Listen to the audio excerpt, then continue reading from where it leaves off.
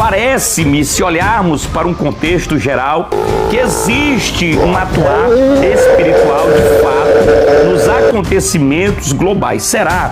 Se tudo isso é simplesmente algo natural ou existe uma atuação sobrenatural? Nós temos visto o que aconteceu recentemente em Santa Catarina, em São Paulo, no Paraná, ali recentemente em Rio Bonito do Iguaçu, e agora, amado, Rio de Janeiro também está sendo aí sacudido por um ciclone extratropical que trouxe ontem aí uma devastação muito grande.